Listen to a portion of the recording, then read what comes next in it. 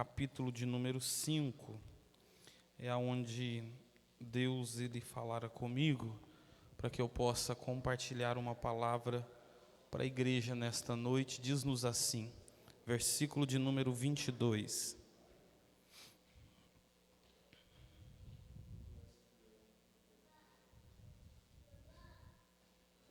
Vamos ler a partir do versículo de número 18, para nós podermos entender aqui, porque o texto fala sobre uma genealogia. Diz-nos assim o texto: E viveu Jarede 162 anos e gerou a Enoque. E viveu Jarede, depois que gerou a Enoque, 85 anos e gerou filhos e filhas. E foram todos os dias de Jarede 962 anos e morreu. E viveu Enoque 65 anos e gerou a Metusalém. E andou Enoque com Deus depois que gerou a Metusalém 300 anos e gerou filhos e filhas.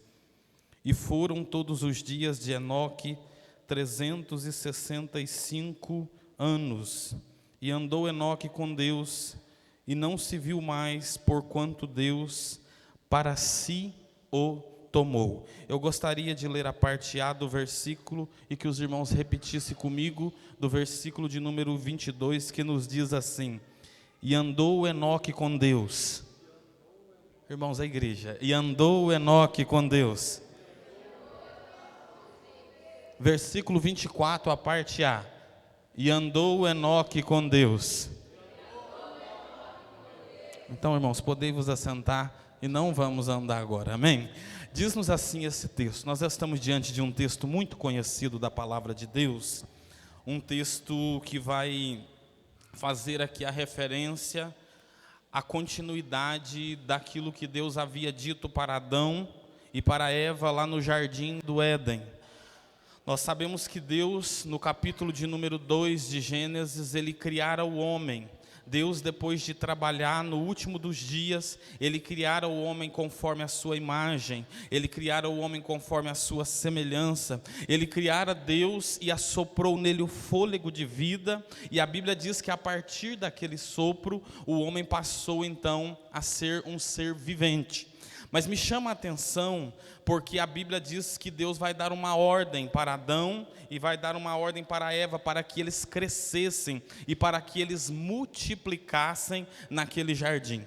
Nós vamos então olhar para isso, e nós sabemos que a queda veio por causa do pecado agora, aquele casal que havia sido criado como a obra-prima, ou seja, a primeira obra, a grande obra de Deus. Nós vamos entender agora que eles se distanciaram de Deus, e a Bíblia diz que por causa disso, Deus ele expulsou, Deus enxotou, Deus mandou que Adão e Eva eles saíssem daquele jardim, e isso fez com que aquele sentimento de unidade, aquele sentimento de relacionamento, aquele sentimento de comunicação sem rompimento, ele fosse agora cortado.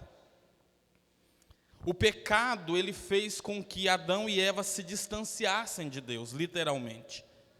Mas me chama a atenção porque quando nós vamos olhando na história do texto sagrado, mesmo aquele casal tendo pecado, nós vamos ver já na geração posterior, dois jovens nascendo, ou duas crianças nascendo e se tornando jovem, e um deles se chamava Abel e o outro Caim. E desde então nós vamos ver que por causa de Deus ter criado o homem conforme a sua imagem, a sua semelhança, o homem então sentiu uma necessidade de adorar a Deus, uma necessidade de servir a Deus, uma necessidade de prestar a Deus um culto, uma necessidade de ter uma vida de intimidade, uma necessidade de ter uma vida de comunhão com Deus. E nós vamos perceber então que Abel, ele ofereceu um sacrifício a Deus, Deus recebeu. Nós sabemos a história do Caim, não vamos entrar nela.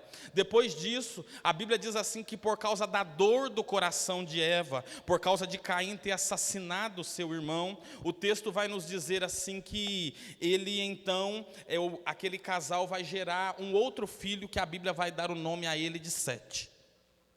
Sete, por sua vez, se casou, irmãos. E a Bíblia vai dizer assim que ele tendo se casado, ele vai dar então a sequência e vai ter filhos. E no capítulo 5, do versículo de número 1 até o 18, a Bíblia vai falar sobre as gerações que vieram sobre a terra. No versículo 18, a Bíblia vai falar sobre um homem chamado Jarede. E este homem então teve um filho, diz-nos o texto. E esse filho se chamou Enoque. Repita comigo, por favor, Enoque. E nós lemos por 2 vezes que Enoque, ele andou com Deus.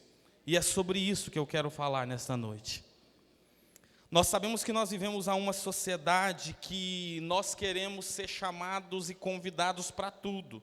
Nós sabemos que nós vivemos em uma sociedade que quer resposta para todas as coisas, principalmente a nossa geração.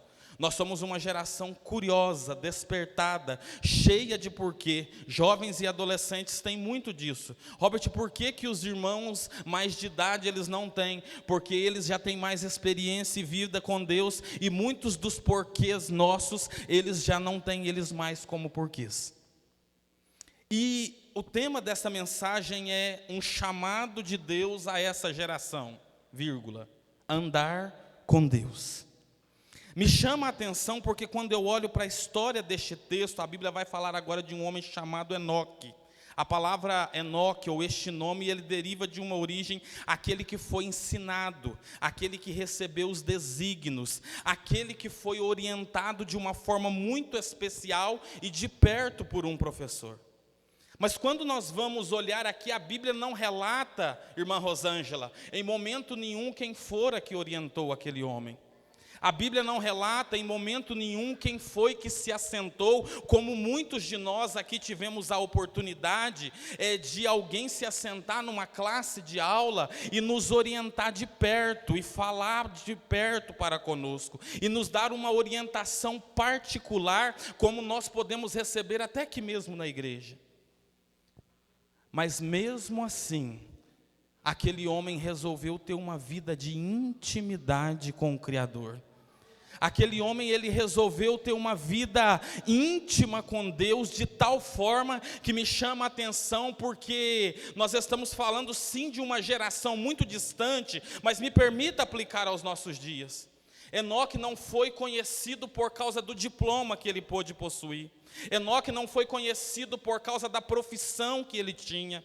Enoque não foi conhecida por causa da credencial que ele recebeu na igreja. Enoque não foi reconhecido pelos dons, pelos talentos, pela voz bonita, pela formosura do seu rosto, mas ele foi conhecido porque ele andava com o Todo-Poderoso. Eu quero nessa noite ser ministro de Deus para esta igreja e dizer para você que está aqui, querido irmão, pode ser que a vida não te permitiu ter algumas oportunidades, mas nós temos a oportunidade de caminhar com o Criador dos céus e a terra. Nós temos a oportunidade de caminhar com aquele que cuida de nós. Nós ouvimos a nossa irmã Vitória falar isso, nós ouvimos o nosso irmão Gabriel falar disso, nós ouvimos nosso irmão Elias testificar que é o Deus que está conosco a todo momento, e Ele está aqui nessa noite. É uma geração que quer resposta para tudo. Quando nós entramos na adolescência, nós queremos várias respostas, que parece que aquilo chega até nos oprimir, e nós não temos as respostas. E isso é para todo mundo. Parece que a velhice chega para alguns também, e algumas pessoas chegam até a dizer assim: o que eu estou fazendo aqui nessa terra ainda? Por que eu tenho que sofrer tanto? Porque já viu que o nosso vocabulário, sempre que nós passamos algo que nós achamos que meio que desgostoso, surge logo os porquês desta vida. Surgem logo os questionamentos desta vida. Mas eu quero dizer para você, querido irmão, pode estar sofrido, pode estar doloroso, você pode passar por algum momento que tem às vezes trago desgosto ao teu coração, mas continua andando com Deus, porque esse é o melhor caminho. Continua na presença de Jesus, porque esse é o caminho que nós devemos seguir. Nós temos porquês dos empregos, nós temos porquê que a porta não se abre. Nós temos o porquê que alguém vai para a universidade e nós não vamos. Nós temos porquês das nossas finanças. Nós temos os porquês dos sentimentos. Alguns são tão curiosos e tão despertados pelos porquês que começam a observar a natureza e falar assim, mas por que a água é dessa cor? Por que o céu é azul? Alguém passa assim, de uma forma tão profunda, olha para o céu e começa a estudar astrologia e começa a questionar das estrelas, do sol e de tantas coisas mais, porque essa geração quer respostas. Só que nós não entendemos que a resposta que Deus ele requer de cada um de nós é que nós continuemos a andar com Deus independente das possibilidades que nós temos enfrentado. Eu não sei o que você tem passado. Eu não sei quais são os teus porquês nesta noite.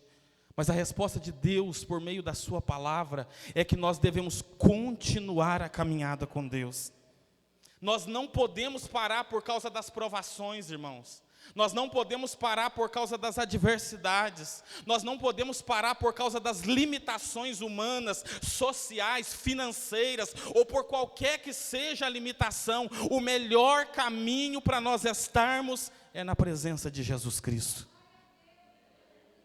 Só que quando eu li esse texto, eu falei assim, Senhor, eu quero entender o que o Senhor tem para nós nesta noite.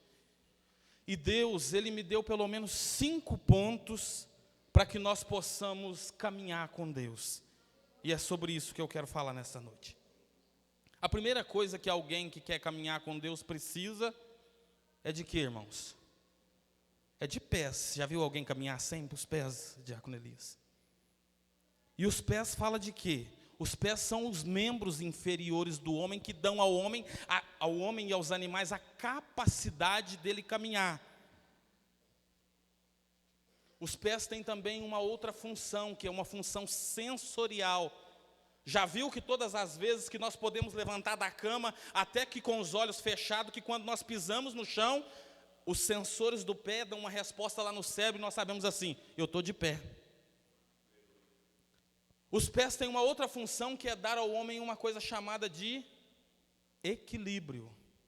Já viu que quando a gente vira o pé, o que acontece, irmão? De vez em quando alguém vira o pé e cai. Só que me chama a atenção, porque quando eu estava lendo sobre isso, eu lembrei-me de um texto de Provérbios. Abre comigo, por favor, Provérbios capítulo 3.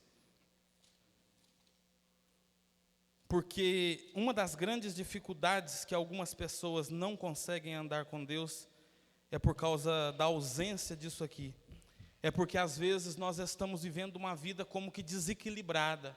Ora nós estamos pisando com Jesus, ora nós estamos querendo pisar sem Jesus.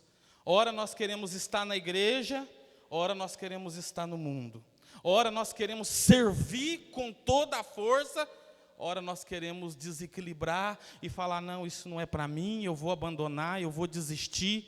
Mas olha o que disse aqui o escritor de Provérbios no capítulo 3 e no versículo de número 21 sobre o equilíbrio. Filho meu, não se apartem essas coisas dos teus olhos, e guarda a verdadeira sabedoria e o bom siso, porque serão vida para a tua alma e graça para o teu pescoço. E então andarás com confiança no teu caminho, e não tropeçará o teu pé. Quando te deitares, não temerás, sim, tu te deitarás e o sono te será suave. Olha o que o escritor de Provérbios está dizendo assim, que se nós tivermos uma vida diante de Deus equilibrada, nós vamos caminhar com toda a sabedoria que nos é dada por meio de Deus, e nós vamos andar com confiança. O que traz confiança, queridos irmãos, para nós continuarmos a nossa vida cristã, é nós permanecermos equilibrados em Cristo Jesus. Porque o grande problema hoje é que nós estamos vivendo tempos de uma geração instável. Hoje nós queremos Deus de qualquer forma, e amanhã nós não queremos Deus de jeito nenhum. Hoje nós queremos abraçar a causa divina e fazer a obra e evangelizar e pregar, e amanhã Ô Senhor, isso aí é para o pastor, é para o líder de jovens, é para a irmã que toca o violão, é para o irmão que rege, mas não, isso é para todos nós, que um dia Deus nos deu a capacidade, nos deu os pés, para que nós possamos caminhar junto com Deus. Mas tem um segundo ponto que Deus, Ele falou comigo, que todos que caminham, além de ter os pés, o que eles precisam ter? Precisam ter um caminho. E o Rosemildo leu aqui nessa noite sobre isso, que na verdade nós sabemos que, para nós termos uma vida com Deus, para nós sermos uma geração que atenda ao chamado de Deus, nós temos um caminho a ser seguido. Robert, que caminho que é esse? É o único caminho que a palavra de Deus nos instrui, que é Cristo Jesus, que Ele nos diz na sua palavra no Evangelho de João, no capítulo 14 e no versículo 6, que já foi lido aqui nesta noite. Eu sou o caminho, eu sou a verdade, eu sou a vida, e ninguém vem ao Pai senão por mim. Nós podemos, no meio da caminhada cristã, queridos irmãos, ter dores, decepções, passarmos por adversidades sim, mas nós não podemos perder Jesus, que é o caminho de vista, mas nós não podemos tirar o pé da presença de Jesus. É por isso que existem dias, e eu falava isso com alguém ontem, que a gente não tem vontade de vir para a igreja. Isso acontece com todos. Todo crente na sua caminhada cristã já passou por um momento desse. Só que quando nós entendemos que a nossa vida, a chamada de Deus é para que nós caminhemos com Deus, a gente fala assim, não, eu vou, porque o caminho que eu preciso para vencer é Jesus, e com Ele eu sei que eu vou até o fim. Mas o outro caminho, a continuidade desse caminho é Jesus por meio de quem? É Jesus por meio da sua palavra. Salmo 119, versículo 5, versículo que todos nós quase conhecemos. Lâmpada para os meus pés é a tua palavra, e luz para os meus caminhos. Isso fala que se nós queremos andar com Deus, como Enoque ele andou com Deus, nós não podemos deixar a palavra de Deus de lado. E o texto vai dizer assim, lâmpada para os meus pés, eu sempre gosto de usar essa expressão, fala de um enfoque sobre isso que nós estamos utilizando. Aquele momento que nós estamos vivenciando, a palavra de Deus ela ilumina ele. Mas fala também que ela é como a luz para os nossos caminhos. Quando fala disso, fala o quê? Fala de distância. A palavra de Deus, ela nos ilumina hoje, mas ela vai iluminar daqui 20 anos se Jesus não voltar. A palavra de Deus, ela nos ilumina hoje, mas ela ainda também ilumina os planos, os projetos, aquilo que nós um dia sonhamos diante do Senhor. Robert, então o que eu preciso fazer? Eu preciso permanecer na palavra do Senhor, independente da situação que eu esteja vivenciando. Versículo 101 dos Salmos 105 diz assim, desviei os meus pés do teu caminho, ou melhor, desviei os meus pés de todo o caminho mau, para observar a tua palavra. Olha o que o salmista Davi está escrevendo, ele está dizendo assim, ó, eu estava caminhando, eu estava andando, e eu me desviei do caminho mau, eu saí do caminho mau para que eu pudesse observar a tua palavra, Senhor. Nós não conseguimos, queridos irmãos, andar com Deus como Enoque andou, se nós não examinarmos a Bíblia Sagrada. Nós não conseguimos andar com Deus até o fim, porque não é andar com Deus hoje, no ano de 2021, no mês de junho. O segredo do evangelho e do cristianismo é o que o apóstolo João vai escrever nas suas epístolas, ou melhor, no livro de Apocalipse, dizendo, a salvação é para aqueles que perseverarem até o fim. O segredo do evangelho não é o começo, não é começar bem, não é aquela explosão de sentimentos. O segredo do evangelho não é simplesmente você caminhar naquele passo acelerado. Perceba que a Bíblia diz assim, lá no versículo 22 que nós lemos, que depois de Enoque ele gerar Metusalém, o seu filho, ele viveu mais 300 anos. Mas só que aqueles 300 anos, ele não se desviou da presença do Senhor, e ele continuou a andar com Deus. A nossa geração, queridos irmãos, a geração de crentes do século 21 precisa entender isso. Nós precisamos andar com Deus. E aí fica aquela reflexão: e Deus tem andado conosco? Me chama a atenção Provérbios capítulo 4, versículo 18. Quando o escritor de Provérbios vai usar a expressão também do caminho, ele diz assim: porque a vereda dos justos, outra tradução vai dizer assim: porque o caminho dos justos, ela é como a luz da aurora. A palavra luz da aurora quer dizer luz do meio-dia. E ele diz assim: a vereda dos justos é como a luz da aurora, que vai brilhando mais e mais até ser dia perfeito. Em outras palavras, ele estava dizendo assim: o caminho do crente, o caminho daquele que serve a Deus, o caminho daquele que anda com Deus, é como a luz que brilha lá no meio do céu, e ela vai brilhando todos os dias até ser dia perfeito. Robert, que dia que é esse? Eu não sei, pode ser um dia que nós vamos estar sim, lá no velório municipal, e os irmãos cantando o hino 187, que nós queremos estar mais perto do Senhor. Mas pode ser também que Jesus volte, e Ele arrebate a sua igreja, e nós vamos morar com o Senhor eternamente, e esse vai ser o dia perfeito nas nossas vidas. Só que tem uma outra expressão: para nós andarmos com Deus, nós precisamos tomar o caminho correto. E o grande problema é que, muitas das vezes, nós tomamos caminhos errados. Muitas das vezes, nós tomamos caminhos sem a direção de Deus. Muitas das vezes, nós tomamos caminhos sem a presença de Deus. Muitas das vezes, nós tomamos caminhos que nós estamos nele, mas Deus não está nele. Robert, mas por que acontece isso? O escritor de Provérbios vai mostrar biblicamente. Provérbios capítulo 14, por favor, abra comigo. E o versículo de número 12. Olha como que a Bíblia tem resposta para tudo.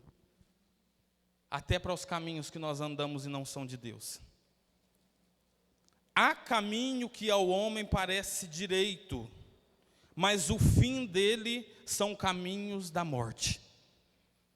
Já viu que às vezes alguém diz assim: nossa, o que aconteceu com fulano? Era tão novo e morreu. Já viu que alguém, por exemplo, fala assim: eu conheci uma pessoa que era tão trabalhadora, mas que por um momento ele entrou por um caminho de tráfico, de outras coisas, e o que aconteceu? Foi preso, e aquilo ocasionou um sentimento desastroso na família. Já viu que alguém foi criado na igreja, que por um momento ele se afastou e entrou por um caminho de bebida e de outras coisas, porque em nenhum momento aquilo parece ser algo direito. Há caminho que aos homens parecem ser direito. A juventude, a adolescência, a necessidade de alegria, muitas vezes faz isso nos homens. E a pessoa chega aqui na igreja, ou dentro de casa com a família, ainda que não seja crente, e parece que está faltando alguma coisa. E ele olha para aquilo e fala assim: esse é um caminho direito, e eu vou me envolver no vício da bebida, do álcool, das drogas. Aquilo parece por um momento, mas o fim daquilo ali é a morte. Só que o que me chama a atenção é que Deus, pela sua infinita graça, um dia Ele olhou para a minha vida, Ele olhou para a sua vida, e nós éramos dignos desta morte, mas Ele nos resgatou com a sua mão de poder, nos trouxe para a sua presença, e aonde operava a morte, aonde imperava o pecado, agora opera a vida em Cristo Jesus. E a Bíblia diz que para aqueles que andavam em morte, mas se arrependeram dos seus pecados, nenhuma condenação é para aqueles que estão em Cristo Jesus, o nosso Senhor. Nós fomos resgatados por Deus, nós fomos retirados do império da morte e fomos tragos para a vida. Fomos tragos para a vida, e a Bíblia vai dizer que essa vida não é uma vida qualquer, é uma vida eterna. uma vida que não vai ter choro, uma vida que não vai ter frio como que nós estamos vivendo nesses dias, uma vida que nós não vamos ter as angústias que nós estamos vivendo, uma vida que nós não vamos ter esse sentimento que nós temos hoje de nos desagradar com alguém, a vida que você tem sofrido com os teus filhos, que você tem sofrido com o teu esposo, com a tua esposa, você vai vencer tudo isso e nós vamos estar para sempre com o Senhor Jesus. É por isso que lá no livro de Atos, eu não me lembro agora o versículo, mas a Bíblia vai dizer assim que naqueles dias os cristãos eles foram chamados como aqueles que eram os do caminho, aqueles que tomaram uma direção certa. Você está aqui nesse culto, nessa noite, e pode ser que por um momento a vida te trouxe, às vezes, condições que você falou assim, eu não sei mais o que eu faço, mas eu quero dizer para você nessa noite, há um caminho que nós temos a ser seguido, e ele é Cristo Jesus e por meio da sua palavra. Queridos irmãos, ainda que esteja difícil, com choro, com sofrimento, vamos continuar no caminho, porque nós sabemos que nós vamos vencer em nome de Jesus. Eu gosto muito daquele hino da harpa que diz assim, que se Cristo comigo vai, eu irei. Tem um outro hino que diz assim, que estava um homem lá no caminho de Jericó, e estava um homem que era samaritano, e estava caído, e Deus enviou socorro, e enviou o milagre para ele, porque se nós permanecermos no caminho certo, o milagre chega. Há um texto lá nos evangelhos, que tinha um homem que era cego de nascença, que não enxergava, que não via, que não tinha condição visual, para poder alcançar, como nós podemos olhar uns para os outros, e ver, ele não podia, mas ele estava também no caminho, e naquele momento Jesus passou por ali, e ele gritou, Jesus, filho de Davi, tem misericórdia de mim, e pelo fato dele permanecer no caminho, aonde Deus estava passando, o milagre alcançou ele, e ele viu. Está difícil, irmão? Mas nós estamos no caminho. O caminho é Jesus, o caminho é a palavra, o caminho é a direção de Deus, o lugar aonde nós não podemos sair, eu sempre digo isso, é na onde, irmãos? No centro da vontade de Deus. É com choro ou sem choro, é com lágrima ou sem lágrima, é com porta aberta ou com porta fechada, é com joelho operado ou sem operar, é com enfermidade ou sem enfermidade, é no frio, é no calor, não importa a situação, permaneça no caminho e Jesus vai te dar vitória. Só que eu consigo ver a Bíblia falando de Enoque novamente, lá no livro de Hebreus. E a Bíblia diz assim lá no livro de Hebreus, que por causa da fé, Enoque, ele foi arrebatado. Outra tradução vai dizer assim, que por meio da fé, Enoque andou com Deus de tal forma que ele foi trasladado. A palavra transladar tem a ver com ser retirado de um lugar e ser levado para o outro. Isso por causa da fé. E o terceiro ponto, depois de nós termos os pés, depois de nós irmos pelo caminho, é nós nos movermos pela fé. E eu escrevi aqui que a fé é uma ação, a fé é uma virtude, a fé no livro de Coríntios é um dom, que é produzido em todos aqueles que aceitam a Jesus como único e suficiente Salvador, por meio da palavra. A Bíblia diz que a fé, ela vem pelo ouvir, e ela vem pelo ouvir da palavra de Deus. Por isso que eu e você, mesmo nós estando em culto de jovens, às vezes alguém pode até se cansar de me ouvir falar isso, mas nós não podemos introduzir qualquer outro tipo de prática nos púlpitos da nossa igreja, senão a palavra de Deus, que gera fé no coração do homem. Nós estávamos num culto terça-feira, e coisa boa é quando a gente vai num culto onde tem crente que está em sintonia com Deus, igual nós estamos aqui nessa noite. Porque a gente percebe, irmãos, é perceptível quando o Espírito Santo de Deus está agindo e dando uma direção para as coisas.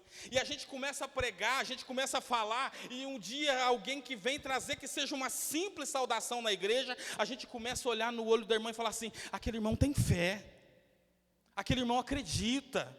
E quando nós estávamos ali naquele culto, e eu terminei de pregar e fiz o apelo, alguém falou assim: eu quero reconciliar com Cristo Jesus.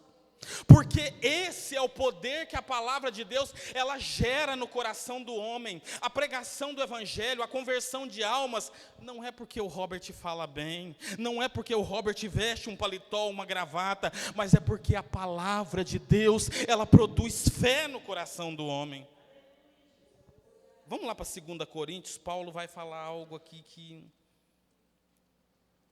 2 Coríntios capítulo 5.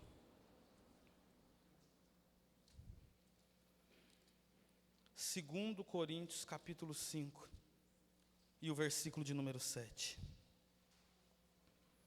nos diz assim, ó: porque andamos por fé e não por vista.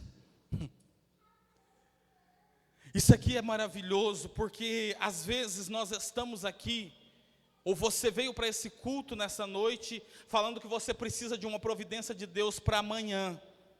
E eu não sei você, mas eu acredito que nós já conquistamos isso por causa da fé que há no nome de Deus em Cristo Jesus. Talvez você está aqui e talvez o seu coração está ansioso por coisas que vão acontecer no segundo semestre do ano de 2022, e no seu coração você fala assim: mas está difícil de acontecer. Mas nós não andamos pelo que nós estamos vendo, nós andamos pela fé que há no nosso Deus. E a Bíblia diz assim lá em Hebreus capítulo 11, ora, sem fé é impossível agradar a Deus. Nós precisamos crer, nós precisamos confiar, nós precisamos ser movidos por essa virtude que é impregnada na igreja.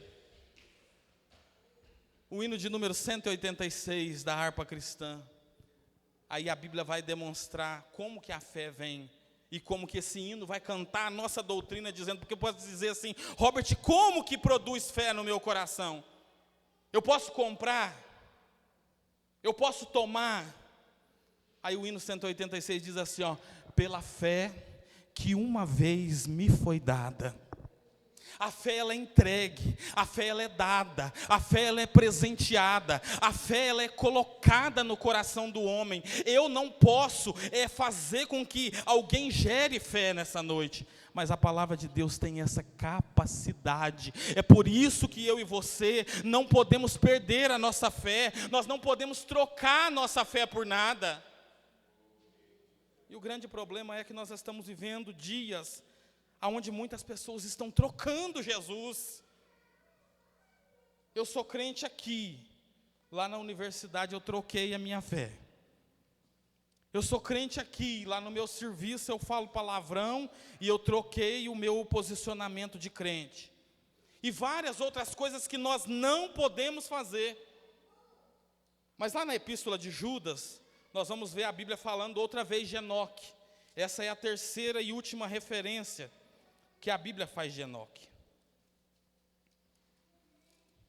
E olha o que Judas vai escrever. Judas, versículo de número 14. E destes profetizou também Enoque, o sétimo depois de Adão, dizendo: eis que o que é vindo o Senhor com milhares e com seus santos, para fazer juízo contra todos e condenar eles todos os ímpios e todas as suas obras de impiedade, que impiamente cometeram, e todas as duras palavras que os ímpios e pecadores disseram contra ele. Eu vou ver aqui a quarta referência que Enoque tinha, que nós precisamos ter para andar com Deus. Nós precisamos ser conscientes de que um dia Deus, Ele virá para julgar esse mundo, e por isso nós precisamos permanecer em Cristo Jesus. Perceba que existia em Enoque uma consciência Judas vai escrever isso. Ele sabia, irmã Ziquinha, que Deus traria juízo a essa terra. Por isso, eu creio que Enoque, assim como eu, jovem, assim como você, passou por lutas, por adversidades, pelo momento da adolescência, da juventude, assim como você, irmão, você, irmã, enfrentou adversidades e enfrenta na tua vida.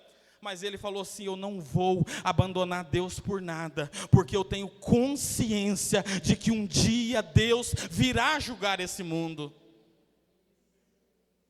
É por isso que Paulo vai ensinar que o culto tem que ser consciente. É por isso que Paulo vai ensinar que o culto tem que ser racional.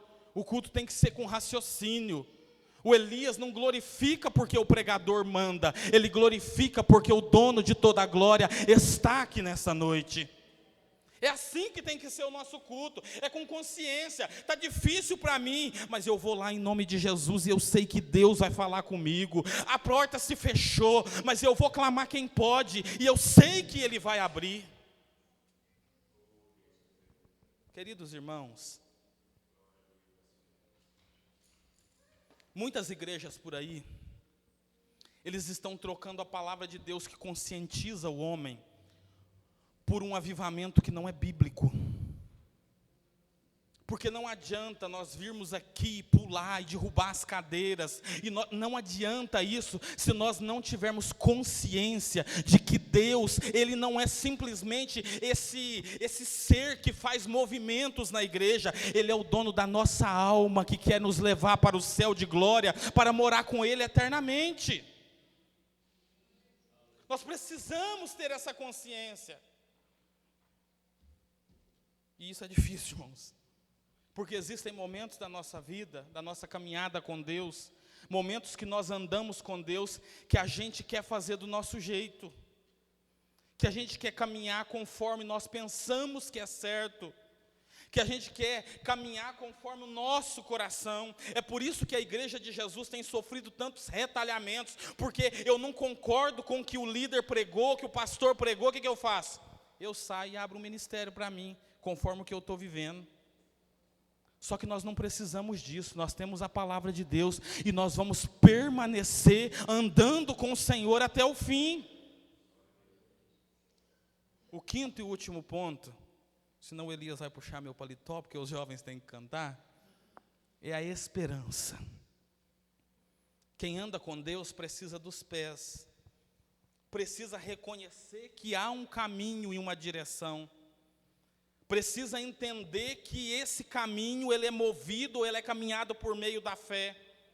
Precisa entender que para andar com Deus precisa de consciência, mas precisa de um último aspecto que a igreja não pode perder, que é a esperança. E eu quero te perguntar nessa noite, querido irmão, jovem, qual é a sua esperança nessa noite? Qual é a esperança da igreja? O que te move vir à igreja às quartas, às sextas, aos domingos? Ou o que não te move a vir aqui também? Porque nós sabemos que nós precisamos ser movidos pela esperança. E qual que é a esperança da igreja? Romanos, capítulo 5, por favor. Olha o que vai dizer o texto.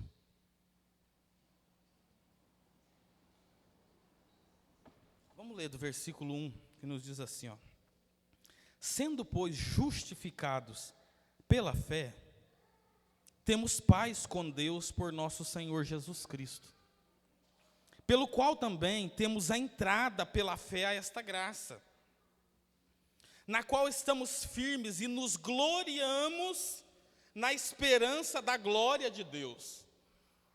E não somente isto, mas também nos gloriamos nas tribulações, sabendo que a tribulação ela produz a paciência, e a paciência a experiência, e a experiência a esperança. E a esperança ela não traz confusão, porquanto o amor de Deus está derramado em nosso coração pelo Espírito Santo que nos foi dado.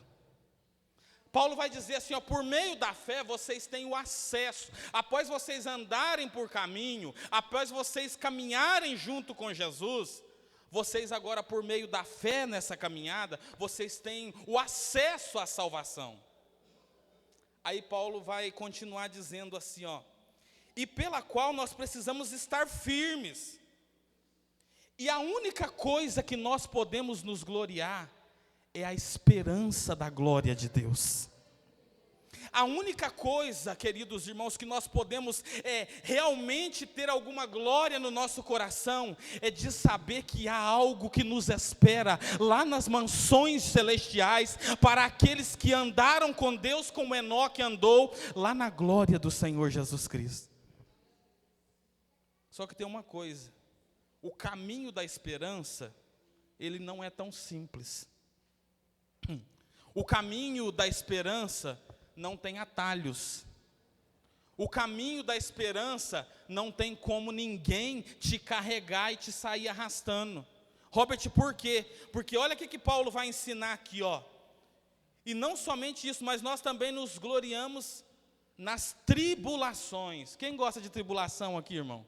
Ninguém, né? Mas elas vêm para quem? Para todos. Por que Paulo vai dizer? Porque as tribulações, elas produzem em nós o quê? A paciência. Sabe gente mais nervoso? Que nem eu. De vez em quando passa muita tribulação. Aí você fala, Deus, por que tanta tribulação? Porque Deus quer te ensinar a ser paciente. Aí o texto vai dizer assim, e a paciência, ela produz em nós o quê? Experiência. O irmão Lazinho é paciente. Mas ele tem quantos anos de fé, irmão Lazinho? Você tem quantos anos de fé? Ele tem 56 anos de fé, irmãos. Por isso que nós olhamos aqui nas cãs brancas dele, no cabelo branco dele, do Zezinho, e nós falamos aqui, aquele homem é um homem de experiência. Porque ele aprendeu a ser paciente. E a experiência, olha aqui, e a paciência é a experiência. E a experiência produz em nós a esperança. É por isso que se alguém olhar para algum desses irmãos que tem 20, que tem 30, que tem 40 anos de fé, e falar assim para ele, irmão, larga de ser crente hoje, ele vira para você e fala assim, por causa da experiência que ele tem, eu nunca vou largar o meu Jesus, eu quero andar com Deus assim como Enoque andou, até o dia do arrebatamento da igreja. E é isso que precisa nascer em nossos corações. É isso que precisa nascer no seu coração jovem, adolescente, irmão que está aqui. Não importa o que você esteja passando, vamos andar com Deus como Enoque andou. Vamos atender essa chamada de Deus e caminhar com o Senhor até o fim. E a experiência, e aqui eu encerro, ela não traz confusão, Paulo vai dizer. Porquanto ela foi derramada pelo Espírito Santo de Deus em nossos corações. Ninguém que caminha com Deus é confuso, viu, irmãos? Ninguém que andou com Deus se confundiu. Ninguém que andou com Deus falou, eu não sei para onde eu vou. Ninguém que andou com Deus falou assim, eu não sei qual é o caminho. Ninguém que andou com Deus falou assim, eu vou abandonar a fé. Enoque falou assim, vem luta, vem provação, vem dias de corrupção, mas eu quero andar com o meu Deus, porque eu sei que somente com Ele eu vou até onde eu preciso de ir. Coloque-se de pé, com permissão do nosso